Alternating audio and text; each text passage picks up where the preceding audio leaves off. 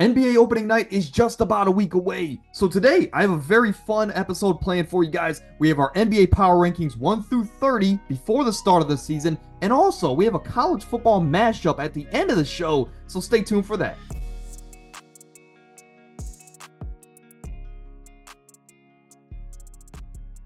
But let's get into it here. The last thing I want to say is view these teams in tiers of 5. You might have team 30 at 28 and 28 at 30, right? So a couple spot difference between all of our lists, to be completely honest. But view these teams in tiers of 5. And if you have any questions, I'll get back to you in the comments as quick as I can. At number 30, it's the Brooklyn Nets. There's not much of there's not much optimism here going into the season. You re-sign Nick Claxton. You have some solid younger pieces on this roster. What do we do with Ben Simmons going forward? Is he actually going to be on a revenge tour? I don't think so. I think they're probably going to finish 28-30, one of the worst teams in the league.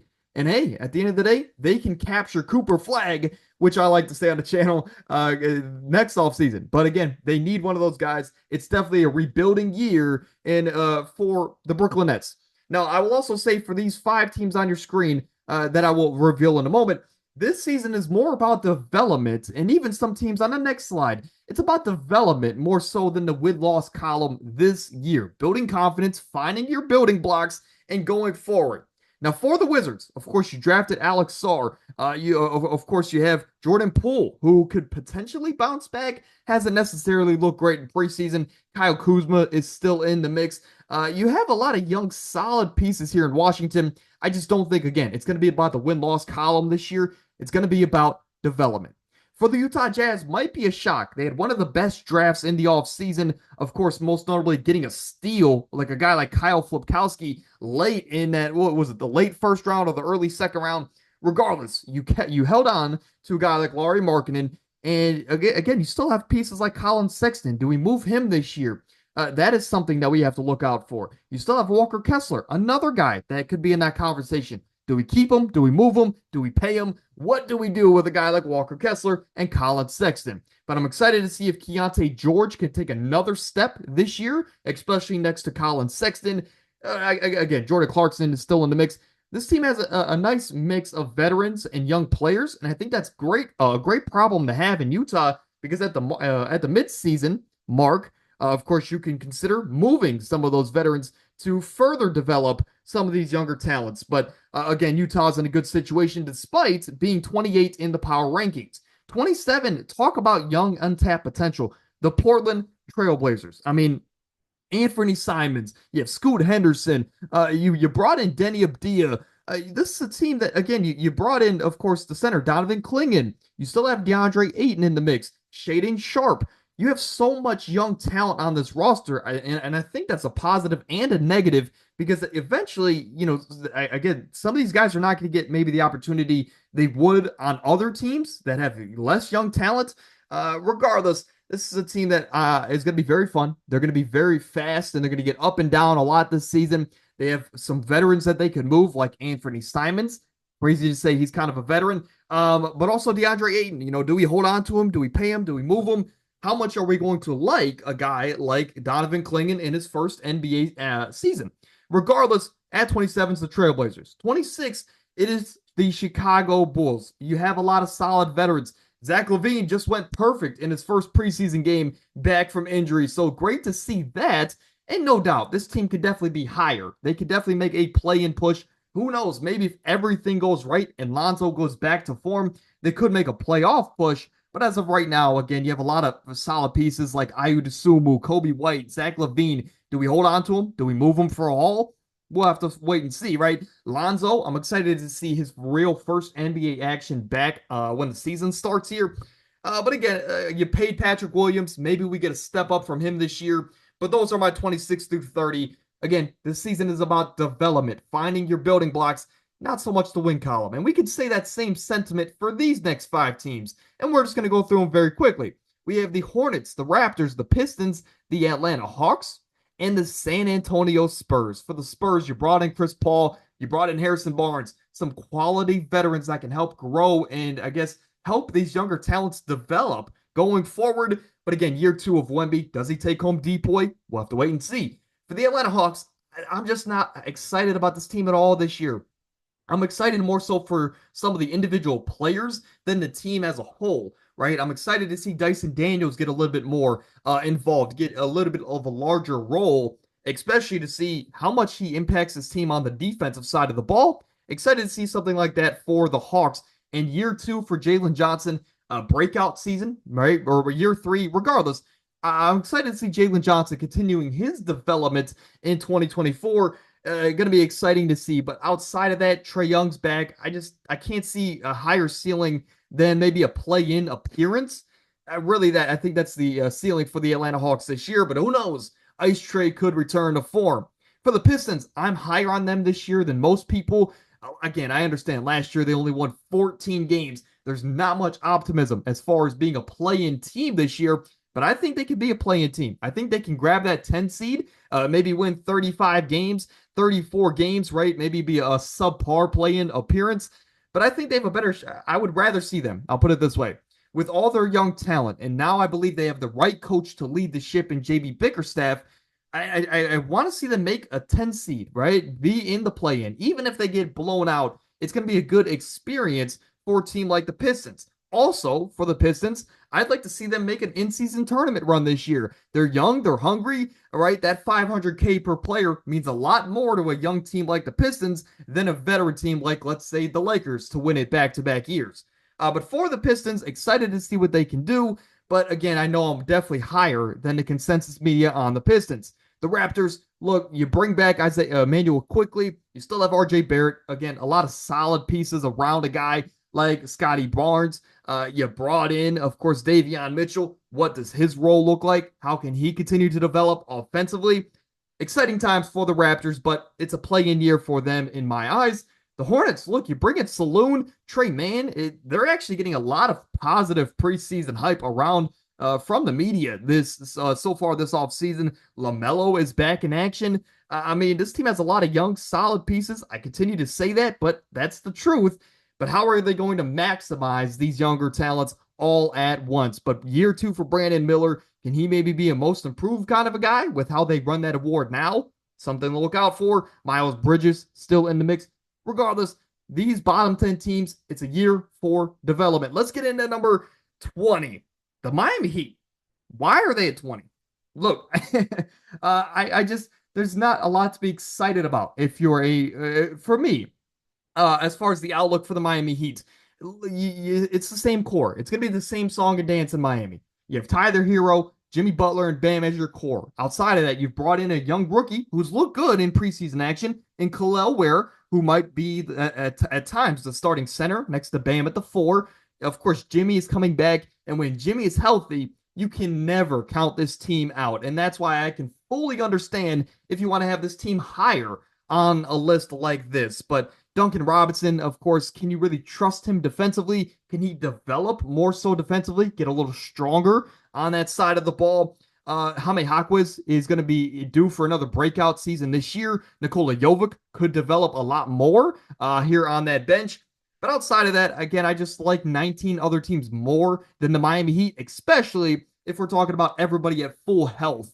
And that is, of course, the ultimate thing at the end of the day. Not everybody's going to be healthy, and I'm sure some injuries will happen if the Miami Heat are on the right side of the injury, I guess, bug. Then who knows? They might be a 6 seed here in the Eastern Conference. I just don't like them as much as other people. 19. Look, Ime Udoka is running the ship, and the Houston Rockets are in they're in rare air, right? No pun intended with Rockets. Regardless, they have a good situation on their hands, right? They have a 1A, 1B situation with Sengun and Jalen Green. Sengun really took that step up last year, really looked like their go-to building block going forward. But then when he got hurt, Jalen Green led the ship, and he was their lead guy, no doubt about it. And the team was playing their best basketball second half of the season, almost made the play-in, of course, there in the last month or so of the season. So now it's like, who is your lead guy? Do you need to assign a lead guy? I don't think so. It can be a Jaylen Brown, Jason Tatum situation where it's okay, I don't have it going one night. You take it over and you help us get over the top in this game with Jalen Green and Alperen Sengun. Now, surrounding those guys, you have great veteran pieces like Fred VanVleet, Dylan Brooks, of course, Jabari Smith, who I want to see take a leap this year. And I think Jabari Smith needs to be this. I'll say this. you can look at the Houston Rockets a lot similar to the way that you look at the Denver Nuggets. Now, against Sengun and Jokic kind of play similar, right? Dominance is on a different level. We know that, but they play similar. Now, Jalen Green and Jamal Murray play similar. Now, a little bit different, of course. Jalen Green's a lot more explosive, but the general premise is that this could be looked at like a old version of the Denver Nuggets, the championship version, where they have a lot of depth, a lot of young pieces, but they also have those two guys that can be dynamic and take them over the top on any given night. Excuse me, like Jalen Green and Alperen Sengun. But Jabari Smith, I think, can be this team's version of a Michael Porter Jr. Is it going to be shooting 7-8 threes a game? No, it's not going to be that crazy. But the Houston Rockets, with those two-star guys, with the defensive-minded coach, I think if they can get a developmental year jump from Jabari Smith, who knows? I think they can make a playoff push, as crazy as that might sound. Golden State will speed up here a little bit. Look, they might have the most deep roster since Kevin Durant left town after Klay Thompson's departure. But at the end of the day, again, if we're assuming full health, I think there's 10 other teams better or 9 other teams better than the Golden State Warriors. Now, again, is it a smart bet to bet against Steph Curry and this Golden State core? No, it's not. But at the end of the day, again, I like other rosters better around the league. But this year, again, what can we get from a guy like Jonathan Kuminga? Can he take another developmental year? Is Draymond still serviceable, right? Or can he tap into what he was a couple of years ago as far as effectiveness? But Trace Jackson Davis is a solid piece. Moses Moody, Jonathan Kuminga, they have a nice mix of younger players and, of course, their veteran players, AirPods as well in the mix. But at the end of the day, I like other teams better, like the Clippers. Now, the Clippers, it all depends on Kawhi Leonard's health. Have you heard that before? The Clippers, of course, they lost Paul George this offseason, but sometimes the less is more theory is true, especially in the world of sports. And for the Clippers, look, again, James Harden, he's going to be leaned on more this year on the offensive side of the ball as far as scoring, especially in the regular season. Now, they have a very deep roster. Again, maybe the deepest roster they've had since the bubble, from top to bottom, and they have a top 3 coach in the league, I think, to lead the ship. It all depends on Kawhi's health, and can he be healthy at the right times, and can we get a little bit of a, I guess, vintage version of James Harden this year? Exciting to see, but also the player I'm most excited for, despite his off-the-court issues, Kevin Porter Jr. I want to see him this year in that Clippers role. Excited to see him come off the bench yet again and return to the NBA. At 16, I hate to say it, but it really comes down to one big issue, and this is the New Orleans Pelicans. You bring in DeJounte Murray, but you lose Jonas Valanciunas. Now, on paper, it's like, okay, Jonas Valanciunas is not really a top 15 center, but now they're going to be relying. There was a report that Herb Jones at 6'6", 6'7", is going to be practically playing this team's center. I understand he's lengthy. I understand he's an all-NBA defender, but this is going to be a problem for this team all season. Are you really going to rely on Zion Williamson, Daniel Tice, and Herb Jones to be your center rotation? It bothers me. And I understand, there's teams that have succeeded before without dominant centers, but it's just the body. You need the body, right? Even if it's a guy like Daniel Tice to just take the body blows throughout the season, you just need someone like that throughout the year. Now, I would be excited to see if this team would make a move for a center, before the season starts or even at the mid-season mark. Maybe they're in the buyout market. But I want to see a little bit of a better center in the mix. And who knows, maybe that's what you trade Brandon Ingram for. Maybe you trade Brandon Ingram for a center around the league that could stretch the floor and kind of do it all for the Pelicans. Again, we've been saying it I feel like it's been 5 years. Miles Turner feels like a perfect fit next to a guy like Zion Williamson. But we'll have to see what they want to do down the line of the season, but they have all the talent as far as guard through wing. I'm just worried about the big spot, especially in a tough Western Conference. At 15, again, if the Pelicans and the Kings match up, who is going to guard Domantas Sabonis? I don't know. I don't think I can trust Zion to guard him for the entire game, but also bring the offensive production that the Pelicans desperately need. But I will say this. For the Kings, look, you bring in DeMar DeRozan. You, of course, now you have a big four, I guess if you want to look at it, of De'Aaron Fox, Sabonis, DeMar DeRozan, and Keegan Murray. Yeah, you also have Keon Ellis in the mix. You have a great coach in Mike Brown. The surrounding depth is in question, right? We have to see, but I think you have four great guys that you can rely on a nightly basis offensively that could potentially win you any single game. Now, again, Keegan Murray is a great elite three-point shooter. I've talked about it in lengths this offseason. I think De'Aaron Fox has to be that sacrificial guy, so to speak, in this offense and shoot more threes and have his best three-point shooting this year in his career. Because if he can improve from 37 to 40% from three, I think it's going to be scary because DeMontis and DeMar are going to command everything from the perimeter in, right, for the Sacramento Kings offense. But from the perimeter, right, you have Keegan Murray, and if they can get that second guy, whether if it's Keon Ellis to really, really improve from the three-point line, or De'Aaron Fox, or heck, all three of those surrounding guys around DeMar and DeMontis, it's going to be dangerous, and it's going to be very hard to stop a Sacramento Kings team. Now, again, the defense is, again, in question, but I think they're going to be better than last year. And 14 is the Orlando Magic. You have your young core. You got a little bit of playoff experience last year. As a Cavs fan, we shouldn't have beaten the Orlando Magic in the first round. And even if we did, we didn't deserve to beat them, right? We needed to beat them in 5. It took us 7. But Paolo, I think, again, great to get him that playoff experience. Now we want to see Franz step up a little bit more in those, of course, postseason minutes. Now, again, they brought in KCP, a nice veteran mouthpiece to, I guess, surround their young star players here in Orlando. Guys like Franz, guys like Jalen Suggs, Wendell Carter, of course, John Isaac, who has added a lot of muscle this offseason, and, of course, P5 to lead it all in Paolo Banchero. Exciting times there in Orlando. Could they be a top 3 seed this year? I could see it. At 13 is the Cleveland Cavaliers, and here is the kicker. We have a new coach. I am not a big fan of JB Bickerstaff as far as leading a championship level team.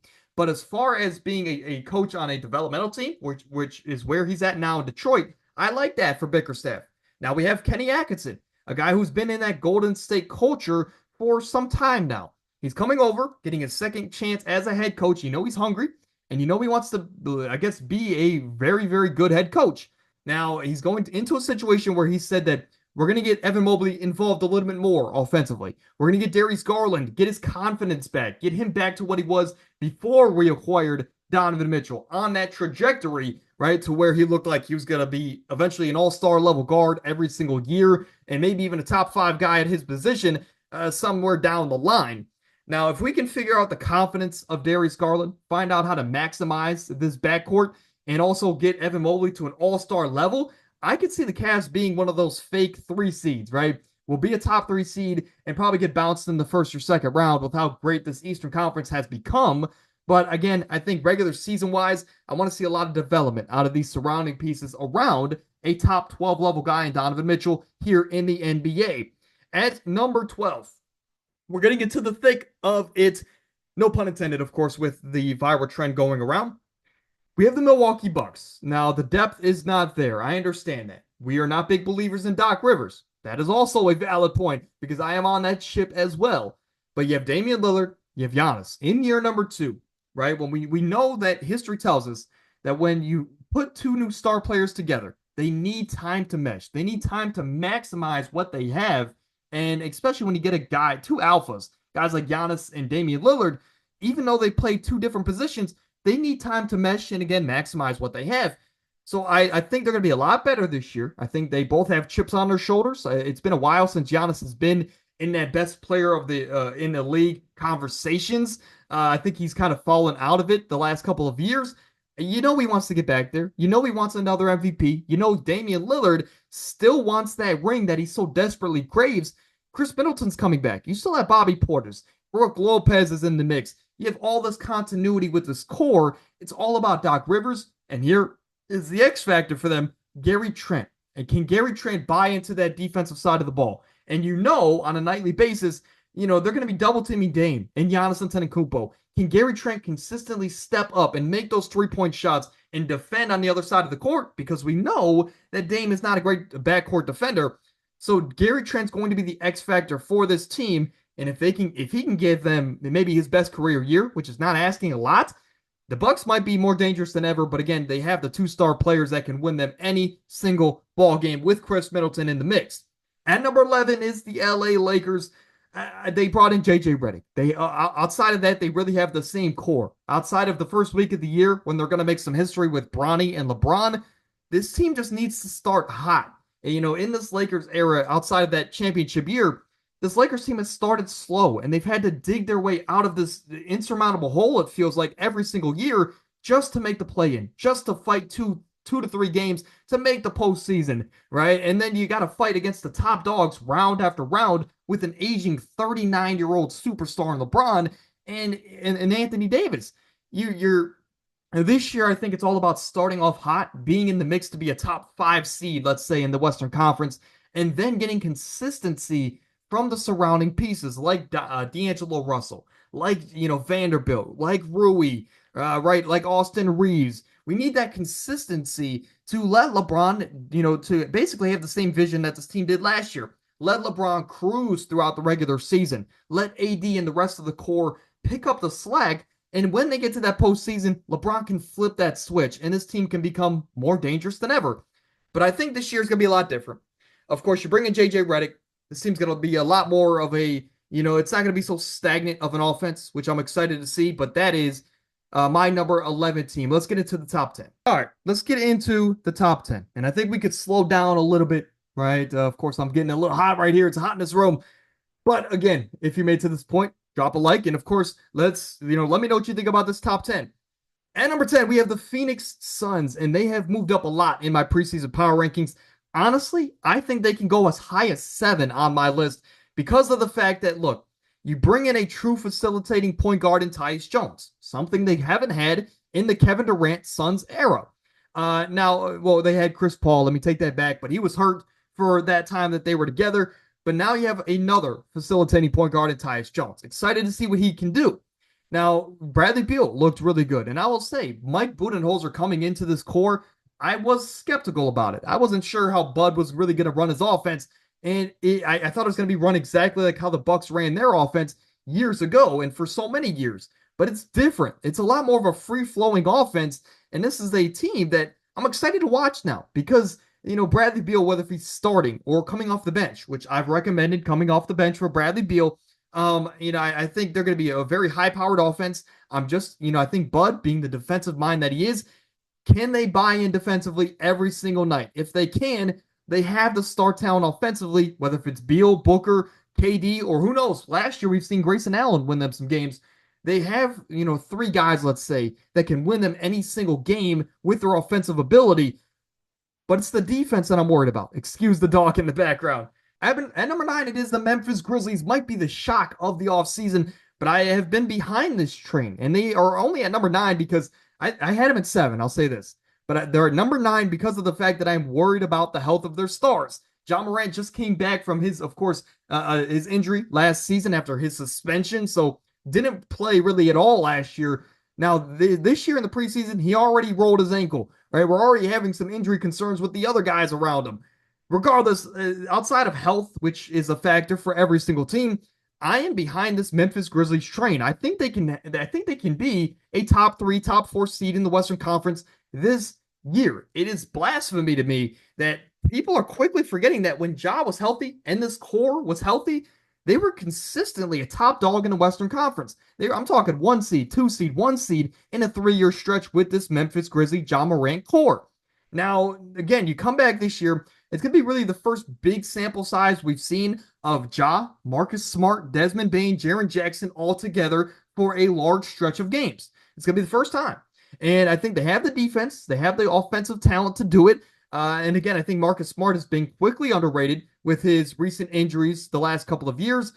Desmond Bane, I think, is the most underrated 2/3 in the league, especially with his ability to shoot the lights out on any given night. Jaren Jackson's a former decoy. You bring in Zach Edey to fill that center role. And again, this bench, I worry about the depth a little bit, but Brandon Clark is now back in the mix. So he can definitely help with that bench unit. I definitely think they're going to be in the trade market. I definitely think that they're going to be in the mix for some of these buyout candidates there at the midseason mark. But they're at number 9 for me. I think they're going to be a top 3 seed in the Western Conference. Don't sleep on the Memphis Grizzlies. At number 8, we have last year's highest powered offense in the league in the Indiana Pacers. They were the runner-up there in the in-season tournament. Of course, made a magical run to the Western Conference or the Eastern Conference Finals. Now, before last year, this exact video, I said that the Indiana Pacers were going to make a deep playoff run. And again, last year was great to me. I got very lucky, but I said the Mavericks and the Pacers were going to be Final Four teams in the Eastern and Western Conference. They both were. Again, I was behind that Indiana train all last year, and I'm going to continue to be behind that train. Now, do I think they're going to be an Eastern Conference Finals team this year? No. I think they're going to be a second-round team at best this year in of course, the Eastern Conference if everybody stays healthy. But they're going to be they're such a high-powered offense that it's incredibly hard to pick against them, right? Especially in the regular season. They are now going to get another offensive piece back in Ben Mathurin. Now, Nesmith and Nembhard, they have more offensive confidence because of their role late in the season last year. You're bringing back a 20-point per game score in Ben Mathurin. You still have everything else around it. It's only going to be there's only going to be more continuity in this locker room and on the court with this core. And again, you're bringing in a talented scorer back into the mix. Excited to see what this team can do, but we know they're going to be regular season dominant. At 7, it is the Minnesota Timberwolves. They traded Karl-Anthony Towns. That moves them down the list. And honestly, I can understand the argument if you have him as far as down as 10. But Julius Randle's still a very talented bully, as I like to describe him as. And he's going to have an interesting role in this Minnesota offense. Now, how did that work, right? To have Anthony Edwards, who likes to attack the paint, to have Rudy Gobert and Julius Randle on the court at the same time. I'm worried about how they're going to mesh here on a nightly basis, but they have Anthony Edwards. He's a top 10 player in this league today, and I think if you have a guy like that, you're going to be dominant, especially in the regular season. I still believe in, of course, Chris Finch. I still believe in Mike Conley, Jaden McDaniels, these surrounding pieces around these superstar or all-star level players, but how are they going to maximize this new look core? That is something they're going to have to figure out. At number 6 is the Denver Nuggets. You have the best player in the world, and that is why you're this high on the list. But outside of that, if you were any other team with any other star player, you're down the list, right? Kind of like the Miami Heat, because the Miami Heat have Jimmy Butler and Bam Adebayo, but outside of that, I'm not that much confident in Tyler Hero as well, but in the surrounding core. For the Nuggets, the last 2 years since your championship, you've just lost valuable role player after role player, whether if it was Jeff Green, Bruce Brown, and now it was KCP. You're going to be relying a lot on guys like Russell Westbrook here to step up off the bench. Guys like Reggie Jackson, also you lost him as well. You're going to be relying on Christian Braun to really take a step up this year. Zeke Naji taking a step up this year, right? There's going to be a lot of players where they haven't necessarily proven it on the biggest stage, but this is a problem last year that they had, where if Jokic took a step off the court, it felt like their lead disappeared. It felt like if they were losing, they're losing by 20 now. It kind of reminds me of that 2018 Cavalier roster. I'm a Cavs fan, right? Where it felt like when LeBron took a step off the court, they were down 20. And it feels like that with the Denver Nuggets last year, especially in the playoffs. This year, they need to fix that. We need more consistency out of Jamal Murray. And I think this year, Michael Porter needs to take a step up for this team to want to contend for another title. Let's get into the top 5 here. Of course, I called the Dallas Mavericks breakout last year. I said that Luka Doncic was going to be the MVP, and I said they were going to make it to the East or to the Western Conference Finals. One of those were true. 2 of them could have been, but the award didn't go to Luka Doncic. Now, this year, I think could be a great year for Luka to get his first MVP. But this team, I think, is deeper than ever. You bring in Najee Marshall. You bring in Klay freaking Thompson, right, to give this team much-needed shooting. You have the defense. Now, again, Kyrie bought into the defensive side of the ball. If he brings that version of Kyrie to this year, this team's going to be incredibly hard to stop. I think Luka's going to be able to stroll through the regular season. Now, again, strolling, right, or again, kind of being on cruise control throughout the season for Luka looks a lot different than almost everybody else. He's still going to put up a 28-point triple-double on a nightly basis, and that is cruise control for Luka Doncic. But I think if they could be a top 3 seed, I think with the spacing that Klay Thompson can provide, you bring in Najee Marshall, you still have PJ Washington, 2 talented centers in Gafford, and of course, Derek Lively.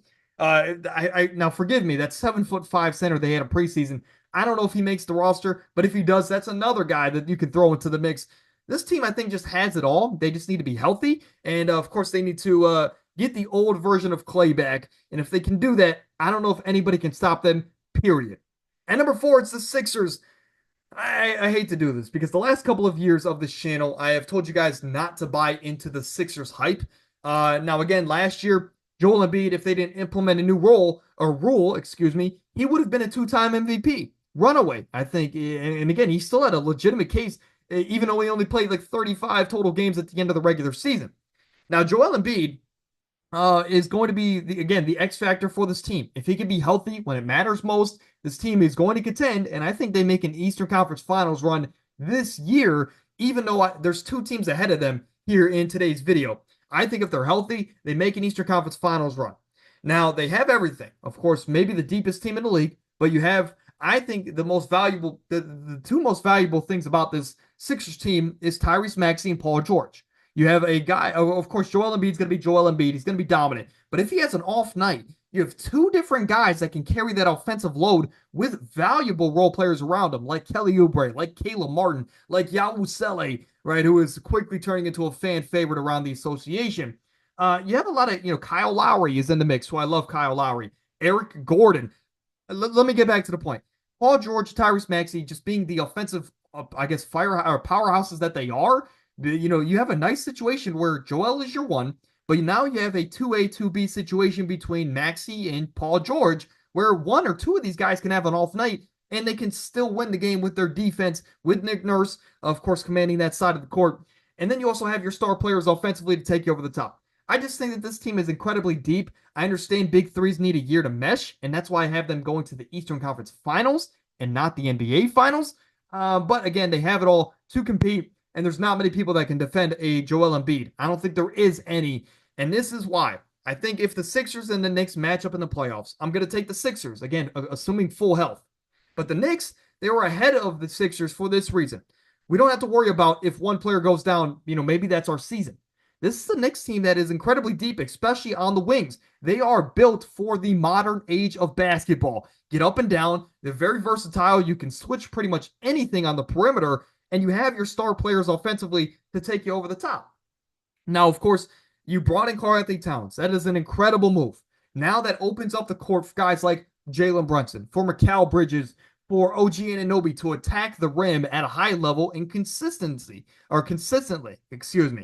just love the core of this team. Of course, Josh Hart in there as well that I forgot to mention. And again, they have the defense, they have the offense, they have the star talents, and they are made for today's age of basketball. You can argue that if there's any team to take down the Boston Celtics, it is the New York Knicks. Or you can argue the best team to do it is the Oklahoma City Thunder, a team that it was the youngest 1 seed in NBA history last year. You had an MVP candidate in a guy like Shai Gilgeous-Alexander.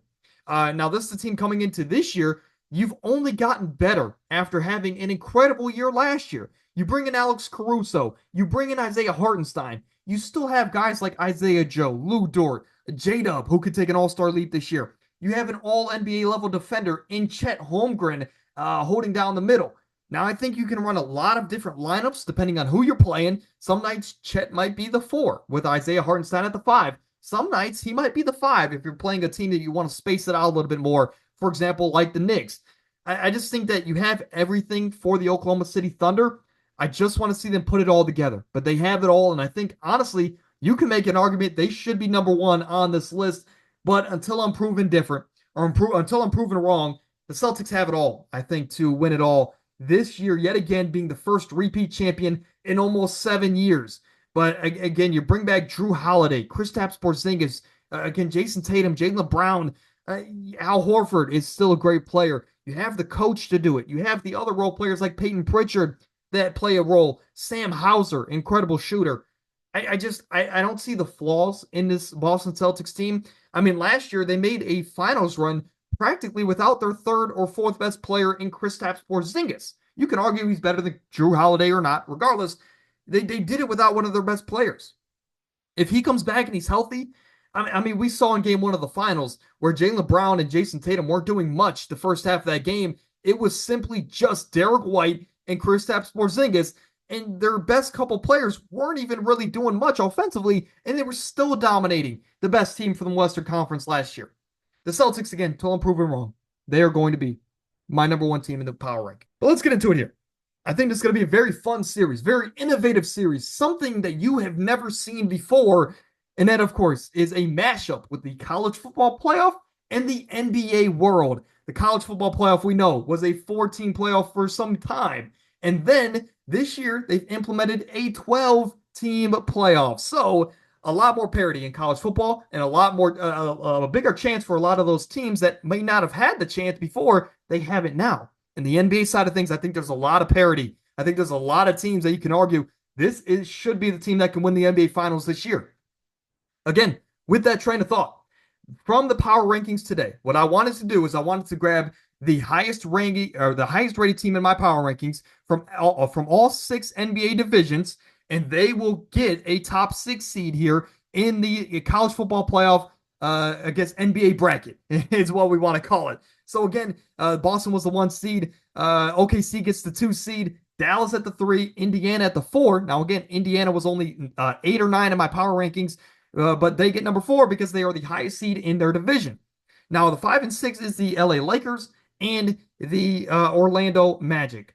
Now let's fill out the remaining bracket with the highest remaining seeds of my power rankings. We have of course, the Nuggets and the Suns on the left side of the bracket, the Timberwolves and the Grizzlies on the right side of the bracket. But let's get into the first round, diving into these matchups, and we'll run through this fairly quickly.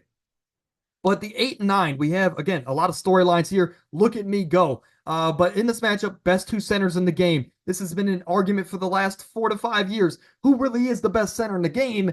And you can make an argument. Some people will still say it is Joel Embiid, and honestly, I'm not going to fight you too hard on it. But a matchup of the bigs. Joel Embiid cannot run from this one because he is home in Philly with a big-time matchup in this, of course, 1-game elimination. Now, the Sixers, I think, are deeper in this situation or in this hypothetical matchup. I think, again, it's apples to apples as far as the big men. But I think with the Sixers' depth being home in a matchup like this, 1-game scenario, I just think there's too much depth with Philly. Again, assuming full health, I'm going to take Philly in that matchup against the Denver Nuggets. Now, in the bottom here, there was a little bit of a hiccup here. Now, right before today's video, I switched Phoenix and the Lakers as far as who's number 10 and 11. So Phoenix would actually be home in this matchup over the Lakers. And again, I think it's the same thing. I think I can trust the core of the Phoenix Suns, right, with how much offensive talent they had and how they've rounded out this core, bringing in Tyus Jones, right? Again, I just love that pickup for the Phoenix Suns. Again, it might be a little bit of a shocker. I understand the Lakers have as much size as you would want in a 1-game scenario against anybody. But again, I want to see how JJ Redick actually coaches in the NBA, how he can adjust mid-game to especially big-time opponents. So until we see that, again, 1 month into the year, I might have a completely different opinion on the Lakers, but I just want to see how they play in those big-time games before I move them on and have them as a championship-level team. So I'm going to take the Suns here in this hypothetical matchup. Again, they would be home against the Lakers. On the right side of the bracket, we have the Knicks and the Timberwolves. Again, storylines here, the trade that just happened. But I'm going to take the Knicks here. I trust their depth a little bit more. And of course, I like the, addition of Karl-Anthony Towns for the Knicks, more so than I like the addition of Julius Randle for the Minnesota Timberwolves. Regardless, they have Dante D in that mix as well. But I'm going to take the Knicks here at home. I like them a little bit more than the Timberwolves. And here at the bottom, we have a lot of young talent in this matchup. Young superstar level players in Paolo Banchero on one side and Ja Morant on the other. But since it's college football, we need an upset, right? In the NBA side of things. And based on the seeding, I would say the Grizzlies would be an upset here over the Orlando Magic. I know that could be confusing, but here's an updated look at the bracket. Let's take a look here. On the left side of the bracket, of course, we have the Celtics, the Sixers, the Pacers, and the Lakers. Of course, you get a good mix of Eastern and Western Conference teams, which is why I like these matchups in this hypothetical situation. On the right side, you have the Thunder, the Knicks, the Mavericks, and the Grizzlies. I'll keep it short. I'm taking all 4 of the top seeds. Now, I do also see this. Whether if it's the Lakers or the Suns, they're at that 5 or 12 matchup. I like the Pacers over them in a 1-game scenario. They have just too high-powered of an offense that I think, again, they can beat anybody on any given night. And I just like, again, with Ben Mathurin coming back, I love Rick Carlisle. I believe in Hallie and this core. I'm going to take them, of course, in that matchup against the Suns or the Lakers. So in the top half, I just like I just think the two most complete teams in basketball are the Celtics and the Thunder. And whether if it's a 1 game scenario, a 7 game scenario, look, I like those two teams pretty much against anybody.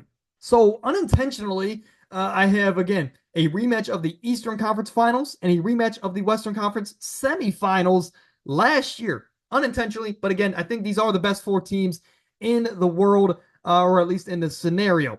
For the Celtics and the Pacers, I'm taking the Celtics there. They still just have way too much depth. And on the bottom half, I am the biggest Luka fan that you can find.